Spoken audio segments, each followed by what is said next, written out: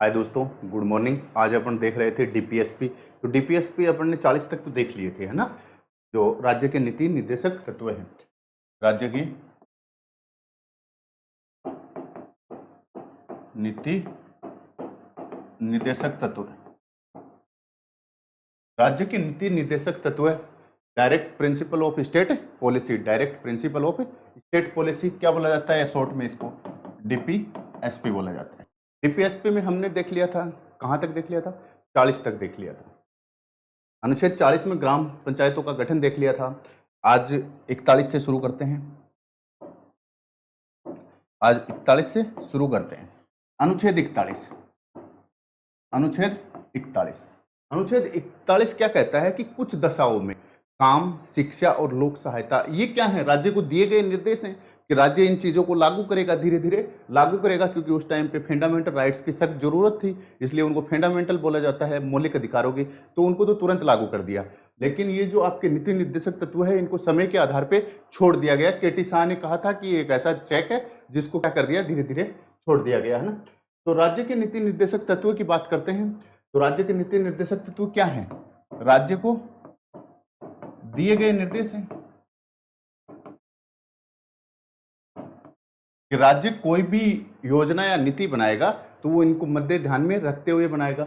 ये अनुच्छेद 41 क्या कह रहा है कि कुछ दशाओं में आपको काम है, शिक्षा है, लोक सहायता है, ये पाने का अधिकार है ना। राज्य लोगों को क्या उपलब्ध कराएगा कि कुछ दशाओं में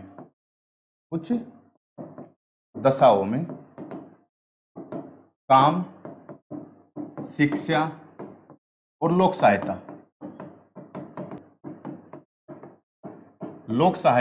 क्या कराए, उपलब्ध कराए, लोगों को जो है उपलब्ध कराए। क्या क्या कराए, इसमें 3 नाम दिए गए हैं, काम है, शिक्षा है और लोक सहायता दिया गया है। काम, शिक्षा और लोक सहायता, तीनों के मामले में राज्य जो है क्या करवाए, कुछ लोक सहायता मतलब ये उपलब्ध करवाए लोगों को। तो कुछ दशाएं देखते हैं अपन कि कुछ दशाएं जो हैं वो कौन कौन सी कुछ दशाएं हैं अपने पास। इसके अंदर देखिए कौन कौन सी हैं, बी बी बी एन, कौन कौन सी हैं, बी बी बी एन। ये फर्स्ट ग्रेड में क्वेश्चन पूछा गया था सीधा कि कौन कौन सी नाम जो है नीति निर्देशक तत्व में है। तो सबसे पहले देखते हैं बुढ़ापा, बुढ़ापा हो गया, दूसरा बेकारी हो गया, तीसरा बीमारी हो गया और चौथा आपका निःशक्तता हो गया। क्या हो गया, निःशक्तता, है ना,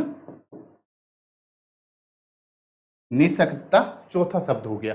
इन चारों दशाओं में राज्य आपको काम भी देगा, शिक्षा भी देगा और लोक सहायता भी देगा। आपको राज्य क्या देगा, काम भी देगा, शिक्षा भी देगा और लोक सहायता भी देगा, बुढ़ापा, बेकारी, बीमारी और निःशक्तता के मामले के अंदर। ये बात बोली गई है अनुच्छेद अपने 41 के अंदर। अब चलते हैं अनुच्छेद 42 की तरफ बढ़ते हैं। अनुच्छेद 42, अनुच्छेद 41 में 3 नाम थे, अनुच्छेद 42 में क्या कह रहा है कि कार्य हेतु अनुकूल और मनोचित दशाएं उपलब्ध कराएगा राज्य। राज्य क्या करवाएगा, लोगों के कार्य हेतु, लोगों के कार्य हेतु उचित, है ना, जिसको मनोचित बोला गया है। क्या बोला गया है, मनोचित। राज्य जो है लोगों की कार्य हेतु क्या कराएगा, मनोचित और अनुकूल दशाएं उपलब्ध कराएगा। क्या करवाएगा, कार्य हेतु अनुकूल और मनोचित दशाएं उपलब्ध कराएगा, दशाएं उपलब्ध कराएगा।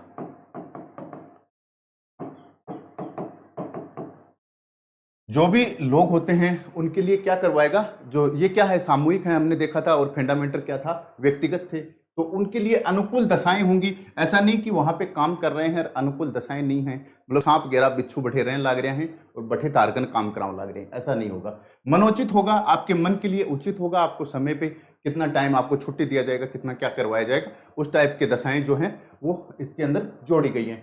एक शब्द और जोड़ा गया है इसमें कि प्रसूति सहायता और उपलब्ध कराएगा। राज्य जो है वो क्या करवाया जाएगा, स्त्रियों को प्रसूति सहायता उपलब्ध कराएगा। राज्य स्त्रियों को प्रसूति सहायता सहायता दे। राज्य जो हैं, जो भी प्रसूति स्त्रियां हैं, जैसे संस्थागत प्रसव चालू हो गया, 108 102 एम्बुलेंस की सुविधा होती है, निःशुल्क आपको ले जाने के लिए होती है। फिर आपके बच्चा हो जाता है तो राजस्थान में राजस्थान प्रसूति सहायता योजना 23 के अंदर अभी चली है ना, काफी इंपॉर्टेंट है। राजस्थान प्रसूति सहायता योजना है ना। अब फिर मुख्यमंत्री राजश्री योजनाएं हैं, बच्चा बच्ची जन्म लेते हैं तो उनके ऊपर भी आपको क्या मिला जाएगा, पैसा दिया जाता है।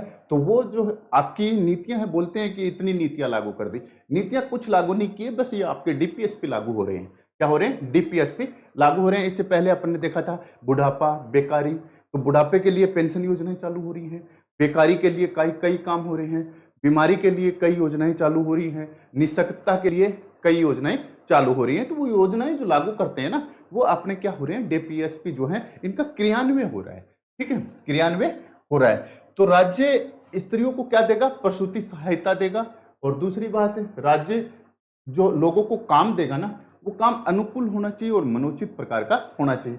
3 नाम इसके अंदर है, अनुकूल, मनोचित और राज्य स्त्रियों को क्या देगा, प्रसूति सहायता देगा। ये बात किस में बोली गई है, आपके आर्टिकल 42 में बोली गई है। ठीक है, अब अगला देखते हैं, अनुच्छेद 43, अनुच्छेद 43 के कई पार्ट हैं, 43 के कई पार्ट हैं। क्या बना दिया, एक तो 43 बना दिया, दूसरा 43A बना दिया, और तीसरा 43B बना दिया। 3 पार्ट इसके अंदर बना दिए गए हैं। 3 पार्ट अपन देख लेते हैं कि ये एक दूसरे से अलग हैं। यदि ये क्लोज में होते तो इसी के पार्ट होते, लेकिन यहां पे क्लोज में नहीं दिया गया है, तो इसका मतलब क्या हो गया, ये अलग अलग है। ध्यान रखना, ये क्या है, अलग अलग है। तो 43A दे दिया। अब 43 के अंदर क्या बोला गया है, कि बोला गया है कृषि तथा उद्योगों में लगे जो श्रमिक होते हैं, कृषि और उद्योगों में लगे होते हैं, उनको उचित पारिश्रमिक दिया जाए। कृषि और उद्योगों में लगे श्रमिकों को उचित, कृषि और उद्योगों में लगे श्रमिकों को उचित पारिश्रमिक दिया जाना चाहिए, पारिश्रमिक दिया जाए। राज्य जो है ऐसा प्रावधान करेगा कि जो कृषि और उद्योग क्षेत्र में लगे श्रमिक जो हैं, उन श्रमिकों को क्या दिया जाए, उचित पारिश्रमिक उनकी मेहनत के अनुसार, जिसके अंदर अपन कह सकते हैं न्यूनतम मजदूरी। न्यूनतम मजदूरी आप मेरे को कमेंट करके लिखना कि राजस्थान की कितनी है और भारत की न्यूनतम मजदूरी दर कितनी है। तो न्यूनतम मजदूरी, ये क्या हो रहा है, क्रियान्वयन तो हो रहा है, इसका न्यूनतम मजदूरी लागू हो रही है, तो क्रियान्वयन हो रहा है। दूसरा बोला गया है कि सहकारी आधार पे, आप सोसाइटी के आधार पे क्या करना है, कुटीर उद्योग बनाने हैं और उनको आगे बढ़ाना है। तो सहकारी के आधार पे कुटीर उद्योगों को बढ़ाना, सहकारिता के आधार पर कुटीर उद्योगों को बढ़ावा देना। कुटीर उद्योग कौन से होते हैं, जो घर में बैठ के काम कर लेते हैं, मशीनरी का इसमें अभाव होता है और पूरे घर वाले मिलकर काम करते हैं, उसको कुटीर उद्योग कहते हैं। ठीक है, तो इसमें 2 बातें बोली गई हैं कि कृषि और उद्योग क्षेत्र में जो श्रमिक लगे होते हैं उनको क्या दिया जाए। गांधीवादी हो गया ना ये, गांधी क्या कहते हैं, कुटीर उद्योगों की बात करते हैं, गांधी कुटीर उद्योगों की, चरखा उद्योग की बात करते हैं ना। आजकल व्हाट्सएप यूनिवर्सिटी क्या कहती है कि हाँ भाई, जो आज़ादी है वो चरखे से नहीं मिली, तो वो यहाँ पे आप कुटीर उद्योग आ गया है ना। तो उद्योग, कृषि उद्योगों में लगे जो श्रमिक होते हैं उनको सही उचित पारिश्रमिक दिया जाना चाहिए। दूसरी बात इसमें बोला है कि न्यूनतम जो मजदूरी है वो आपका एग्जाम्पल हो जाएगा, ये एग्जाम्पल दिया गया है। तीसरा इसमें क्या बोला गया कि सहकारिता के आधार पे कुटीर उद्योगों को क्या करना चाहिए, बढ़ावा देना चाहिए। ये बात बोली गई है आपके 43 के अंदर। 43 में 2 बातें बोली गई हैं, कौन सी, कृषि उद्योगों में जो लगे श्रमिक हैं उनको उचित पारिश्रमिक दिया जाना चाहिए, और क्या ध्यान से, सहकारी आधार पे इनको बढ़ावा दिया जाना चाहिए। आगे बोला गया है 43 में ये कब जोड़ा गया था, ये जोड़ा गया था 42वां कॉन्स्टिट्यूशन अमेंडमेंट एक्ट 1976 में जोड़ा गया था। 76 में क्या बोला गया था कि जो उद्योग होते हैं उसके प्रबंधन में श्रमिकों का भी योगदान होना चाहिए। उद्योग के मैनेजमेंटिंग कमेटी होती है, उसमें एक लेबर का जो इंचार्ज होता है ना, मतलब जो श्रमिक होते हैं उनका इंचार्ज होता है, तो उनको भी पूछना चाहिए आपको कितने घंटे काम करना है, आपको कितने दिन की छुट्टी चाहिए, कितना आपका पारिश्रमिक है, कितना बढ़ाना चाहिए, कितना नहीं बढ़ाना चाहिए। तो इसमें क्या बोला गया है, आपके आर्टिकल में क्या बोला गया है कि उद्योग प्रबंधन में कर्मचारियों का सहयोग ले। राज्य जो है वो उद्योग प्रबंधन में बड़ी बड़ी जो कंपनियां हैं वो क्या करें, उद्योग प्रबंधन में कर्मचारियों लिख दो या श्रमिकों लिख दो, श्रमिकों का सहयोग ले कि आपको कितने घंटे काम करना है, कितनी आपकी मजदूरी है, कितनी आपको छुट्टी दी गई है, वो सारी बातें इसके अंदर बोली गई है। अगला आता है 43B। 43B के अंदर क्या आता है, सहकारी समितियां आती है। और ये सहकारी समितियां कब जोड़ी गई थी, आपका 97वां कॉन्स्टिट्यूशन अमेंडमेंट एक्ट हुआ था 2011 के अंदर, उसमें जोड़ी गई थी सहकारी समितियां। क्या जोड़ी गई थी, सहकारी समितियों, सहकारी समितियों का गठन की बात की गई है कि सहकारी जो क्षेत्र है, सहकारिता के आधार पे लोग जो आपस में मिलजुल के काम करें और वो अपना अच्छा उचित प्रॉफिट प्राप्त करें। तो सहकारी समितियों का गठन जो है वो इसमें जोड़ा गया। अब सहकारी समितियों का गठन एक और जोड़ दिया, कहाँ पे जोड़ दिया आपने, फंडामेंटल राइट्स में। फंडामेंटल राइट्स की बात करते हैं तो फंडामेंटल राइट्स में कहाँ पे जोड़ा गया है, 19 जो है आपका आर्टिकल, जो स्वतंत्रता का अधिकार है, उसमें क्लोज 1 दे रखा है और सब क्लोज उसका क्या दे रखा है, सी दे रखा है, जिसको गए भी लिख सकते हैं। उसके अंदर भी सहकारी समितियों का गठन दिया गया है। ये फंडामेंटल राइट्स में जोड़ा गया और ये अपना डीपीएसपी के अंदर जोड़ा गया। तो 43 में 3 टाइप के 43 दे रखे हैं। 43 पहला क्या दे रखा है, कृषि और उद्योगों में लगे श्रमिक जो होते हैं उनको उचित पारिश्रमिक दिया जाना चाहिए। दूसरे में क्या बोला गया है कि सहकारिता के आधार पे, आगे देखिए सहकारी समितियों का गठन हो जाता है। तो गठन हो गया तो इसका मतलब ये क्रियान्वयन हो गया, आपके मौलिक अधिकार में चला गया। ये क्या है, देखिए फंडामेंटल राइट्स जो हैं, है ना, ये क्या है, ये अपने को मिले हुए अधिकार हैं। और ये जो आपके डीपीएसपी जो हैं ये भविष्य लक्ष्य अधिकार हैं कि हम इनको लक्ष्य प्राप्त कर लेते हैं और जैसे जैसे करते जाते हैं ये फंडामेंटल राइट्स में जुड़ जाते हैं। जैसे शिक्षा का हमने देखा था, अगला जो है आता है शिक्षा का, हमने देखा था शिक्षा का 21 कै में डाल दिया गया था, है ना। इसके बाद ये जो सहकारी समितियां डाल दी गई थी, अपना ग्राम पंचायत का जो 40 का था, है ना, तो वो 243 में डाल दिया था, है ना। तो इस टाइप से ये क्या कर दिए, ये लागू हो जाते हैं, ठीक है। आगे देखते हैं 44वां। 44वां काफी कॉम्प्लिकेटेड है, मैंने आपको पढ़ाया भी था। 44वां अनुच्छेद, अनुच्छेद 44 4 बराबर है। 44वां, तो इसमें क्या है, राज्य समान नागरिक संहिता का निर्माण करेगा। क्या बोला गया है कि राज्य जो है वो समान नागरिक संहिता का निर्माण करेगा। राज्य समान नागरिक संहिता का निर्माण करेगा,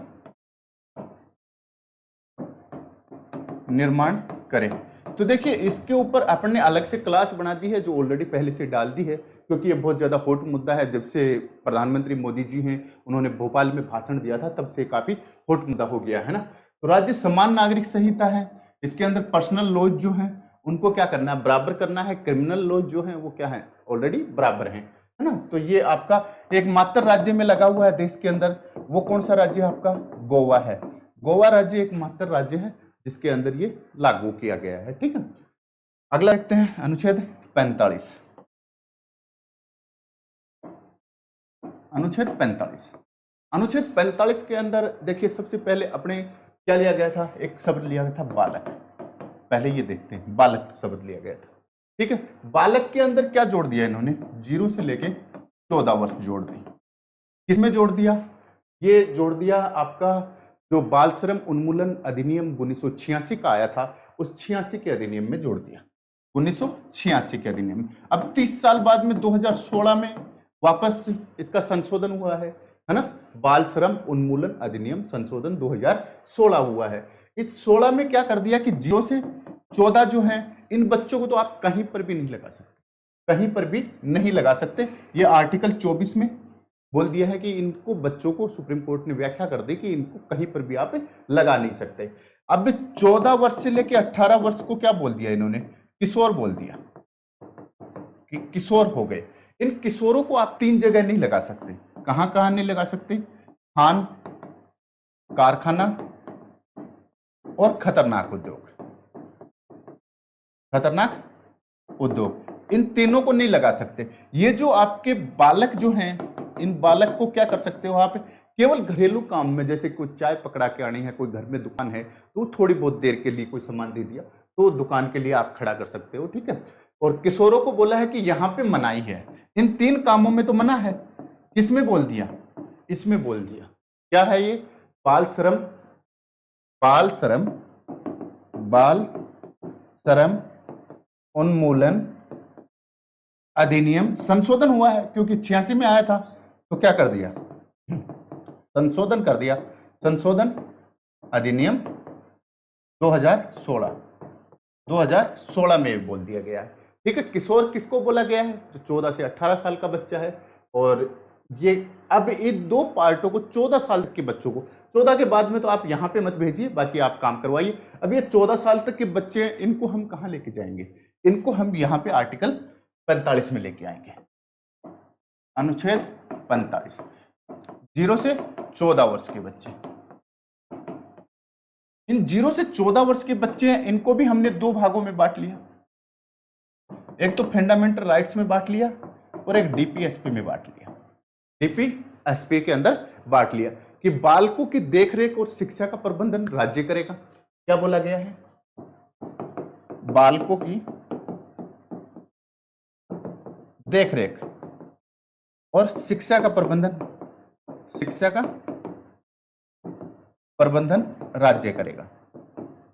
राज्य का यह कर्तव्य होगा कि वो बालकों की देखरेख और शिक्षा का प्रबंधन करे। इसमें हमने ले लिया 0 से 6 वर्ष ले लिया, और इनके लिए क्या खोल दी हमने, आंगनबाड़ी खोल दी। आंगनबाड़ी वो है ना, आंगनबाड़ी इनके लिए खोल दी, ठीक है। 0 से 6 वर्ष के बच्चे जो हैं उनके लिए हमने क्या कर दिया, आंगनबाड़ी खोल दी। यहाँ पे फंडामेंटल राइट्स में क्या कर दिया हमने, 86वां कॉन्स्टिट्यूशन अमेंडमेंट एक्ट हुआ था, 2002 की बात है। तो 86वां कॉन्स्टिट्यूशन अमेंडमेंट जो हुआ था 2002 में, इसमें क्या कर दिया हमने, कह दिया कि 6 से 14 वर्ष के जो बच्चे हैं, बच्चों को 2 बातें दे दी। इन बच्चों को क्या दे दी, एक तो निःशुल्क दे दी और एक अनिवार्य, 2 शब्द जोड़े गए हैं। आर्टिकल 21 क जोड़ दिया था। उस 21 क के अंदर क्या किया गया था कि 2 बातें बोली गई थी। एक तो निःशुल्क बोला गया था, निःशुल्क, और दूसरा बोला था अनिवार्य। मैंने बताया था कि बच्चों को इतना तो सरकार पढ़ाई देगी कि आपके मैसेज पढ़ सके, घर में पदाल तो खड़े कर ही सके, है ना। तो निःशुल्क है ना, बोला गया है कि ये 86वें संविधान संशोधन में 6 से 14 वर्ष के बच्चों को ये हम पा रहे हैं, ये हमारे पा लिए, हम लागू कर दिए। इसलिए किस में आ गए, फंडामेंटल राइट्स में आ गए, है ना। इनका क्रियान्वयन हो चुका है और इनका क्रियान्वयन अभी करना बाकी है। इसलिए 0 से 6 वर्ष के जो बच्चे, आंगनबाड़ी पूछ लिया जाता है, 0 से 6 वर्ष के बच्चे जो हैं वो आपके डीपीएसपी में आएंगे, और 6 से 14 वर्ष के बच्चे जो हैं उनको अनिवार्य और निःशुल्क शिक्षा दी जाएगी। राज्य ऐसी व्यवस्था करेगा, जिनको शिक्षा का अधिकार आया था 2009 में, राइट टू एजुकेशन, वो इसी के आधार पे आया था। क्या आया था, राइट टू एजुकेशन आया था, वो इसी आधार पे आया था। कितना इजी है, ठीक है। आगे देखते हैं 46 में 46 अनुच्छेद, इसमें दुर्बल वर्गों के बारे में बोला गया। क्या बोला गया कि दुर्बल वर्ग को, जिसमें विशेषता एससी और एसटी के हों, शिक्षा तथा अर्थ संबंधी हितों की रक्षा की जाए। क्या की जाए, उनके दुर्बल वर्गों को, है ना। क्या बोला गया, दुर्बल वर्ग जो है, दुर्बल वर्गों की, जिनमें विशेषता क्या है, विशेषता क्या है, एससी शेड्यूल कास्ट अनुसूचित जाति और एसटी अनुसूचित जनजाति के कौन कौन से हितों की बात करते हैं, शिक्षा और अर्थ के हितों की रक्षा की जाए। किसकी की जाए, शिक्षा व अर्थ के हितों की रक्षा की जाए।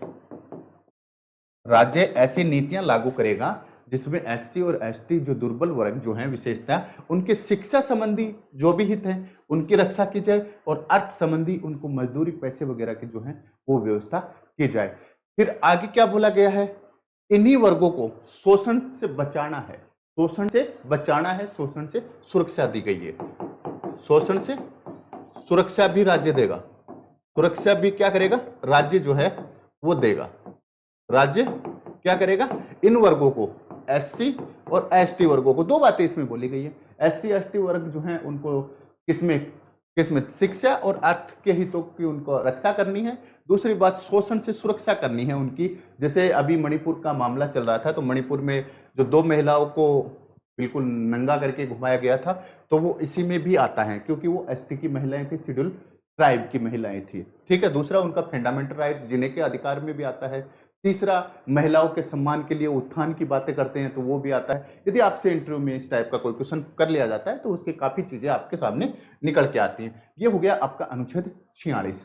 अब आता है अनुच्छेद 47। 47 में क्या करना है कि जीवन स्तर को बढ़ाना और स्वास्थ्य को सुधारना, ये 2 प्राथमिक लक्ष्य दिए गए हैं। क्या दिए गए हैं? जीवन स्तर को बढ़ाना और स्वास्थ्य सुधारना। 47 का अनुच्छेद। राज्य जो है, राज्य लोगों के, यहां पे लोगों की जगह नागरिक शब्द होगा, ध्यान रखना। राज्य नागरिकों के स्वास्थ्य व जीवन स्तर को सुधारेगा।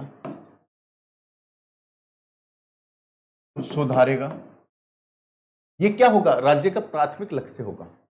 यह राज्य का प्राथमिक लक्ष्य होगा। राज्य का प्राथमिक लक्ष्य क्या दिया गया है, कभी कभी पूछ लिया जाता है। तो राज्य का प्राथमिक लक्ष्य ही स्वास्थ्य है। जैसे हेल्थ स्कीम चल रही है, आपको बीमा मिल रही है, इंश्योरेंस मिल रहा है, दूसरी बात पैसे जो आपको क्लेम मिल रहा है, एक्सीडेंट क्लेम मिल रहा है, उस सारे के सारे स्वास्थ्य के ऊपर जो योजनाएं चल रही हैं। राजस्थान में 25 लाख रुपए तक आपका स्वास्थ्य फ्री है, इलाज होता है। तो वो सब चीजें हम क्या कर रहे हैं, क्रियान्वित कर रहे हैं। यही तो चीजें लागू कर रहे हैं। कोई नया चीजें तो हम लेके नहीं आए, हम तो वही चीजें लागू कर रहे हैं जो हमारे लक्ष्य हैं। संविधान ने हमें, संविधान निर्माता डॉक्टर भीमराव अंबेडकर ने हमें वो लक्ष्य दिए हैं, उन लक्ष्य को ही हम आज क्या कर रहे हैं, लागू करने की कोशिश कर रहे हैं, है ना। तो आपको लोगों के स्वास्थ्य व जीवन स्तर को, लोगों के स्वास्थ्य और जीवन स्तर को सुधारना ही क्या होगा, आपका पहला लक्ष्य होगा। आपका प्राथमिक लक्ष्य क्या होगा? लोगों के स्वास्थ्य और जीवन स्तर को सुधारना होगा। एक लाइन इसमें और जोड़ी गई कि नशीले पदार्थ जो हैं उनके ऊपर रोक लगाएगा। राज्य क्या करेगा? राज्य नशीले पदार्थों पर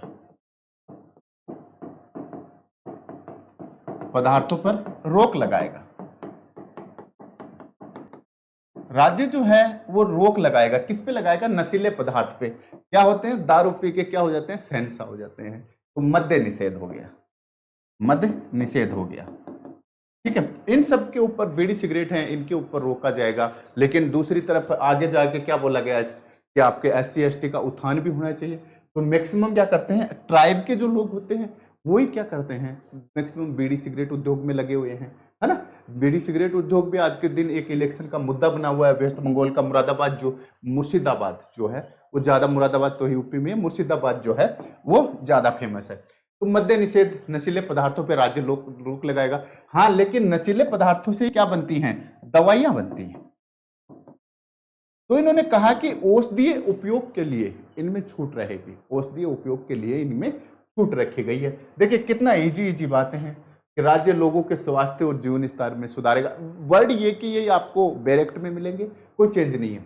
यहाँ राज्य का प्राथमिक लक्ष्य होगा, क्योंकि हमसे तो कुछ पढ़ा ही नहीं सकते। ये तो उस टाइम पे बाबा साहब अम्बेडकर को बहुत बहुत धन्यवाद, जिन्होंने ऐसी ऐसी बातें लिख गए जो आज तक हम सोच नहीं पा रहे।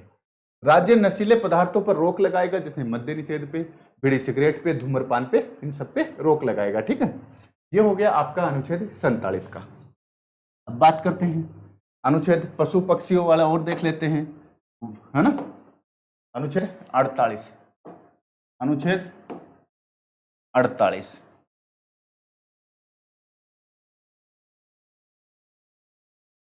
अनुच्छेद 48, अनुच्छेद 48 क्या कह रहा है? कृषि और पशुपालन जो है उसको बढ़ावा देना। कृषि एवं पशुपालन के संरक्षण की बात बोली गई है। लेकिन कृषि और पशुपालन के संरक्षण में हम क्या क्या देखेंगे? कृषि एवं पशुपालन जो है उसको वैज्ञानिक तरीके से, आधुनिक तरीके से बनाए। राज्य जो है किसको? कृषि व पशुपालन को वैज्ञानिक व आधुनिक बनाने का प्रयास करेगा। राज्य जो है ना, वो क्या करेगा? इनको कृषि और पशुपालन को वैज्ञानिक और आधुनिक बनाने का प्रयास करेगा।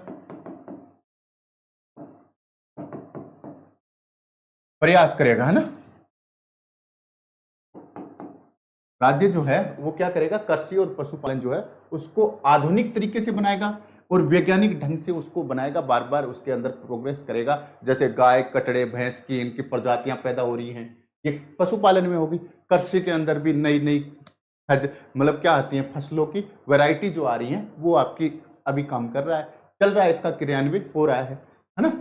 प्रयास करेगा, कृषि और पशुपालन को वैज्ञानिक व आधुनिक बनाने का राज्य प्रयास करेगा। ठीक है, आगे बोला गया है कि दुधारू जानवर हैं, गाय है, बछड़ा है, इनके सब के ऊपर वध के ऊपर रोक लगाएगा और इनका क्या करेगा, नस्ल सुधार के लिए प्रयास करेगा, है ना। दुधारू और दूसरा कह सकते हैं वाहक। दुधारू और वाहक, देखिए प्रयास करेगा। दूसरा बोला गया है दुधारू और वाहक, पशुओं के वध पर रोक लगाएगा। कौन लगाएगा, राज्य लगाएगा।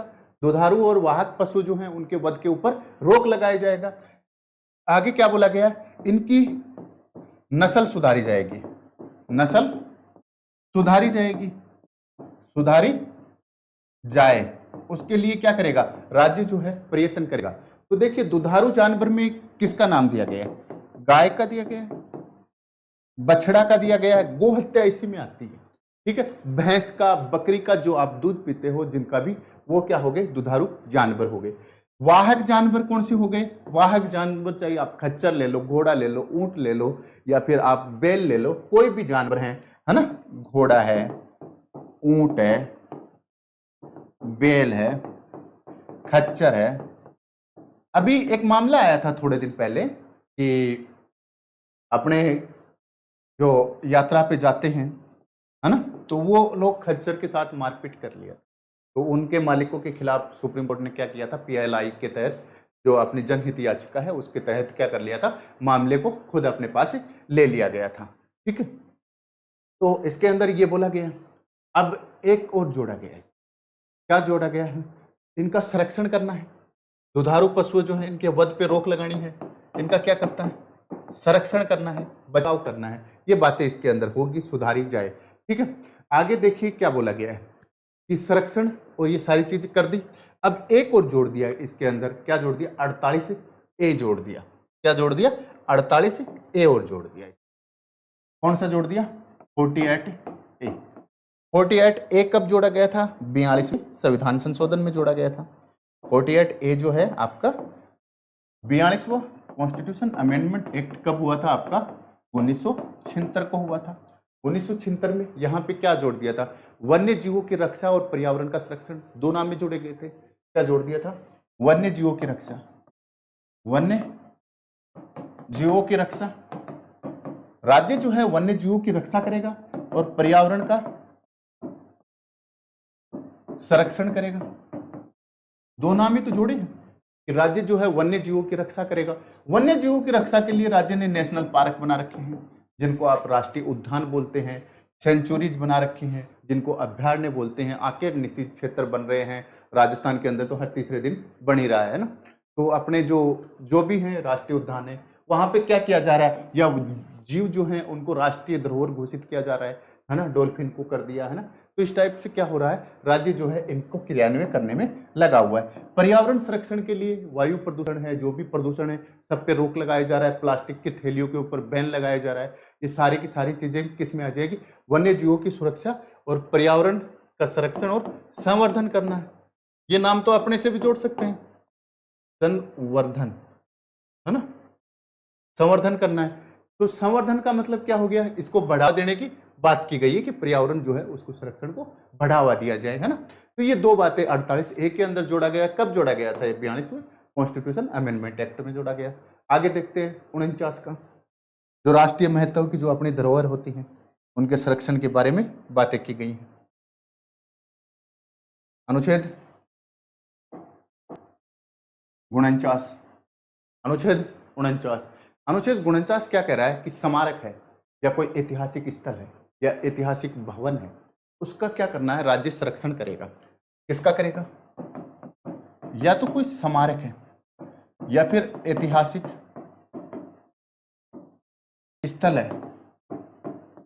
है ना, या कोई किला वगैरह जो भी हैं, आपके गढ़ वगैरह जो भी हैं, महल है, हवेलियां हैं, सारी चीजें, मंदिर हैं, वो किस में आ जाएंगे? इसी में आ जाएंगे। ऐतिहासिक धरोहर जो होती हैं और या फिर इतिहास में जो महत्व रखने वाली कोई भी चीजें जो है, राज्य उनका क्या करेगा? संरक्षण करेगा। राज्य जो उनका संरक्षण करेगा। जैसे कुछ वस्तुएं होती हैं जो कलात्मक भी होती हैं, कलात्मक वस्तुएं भी होती हैं।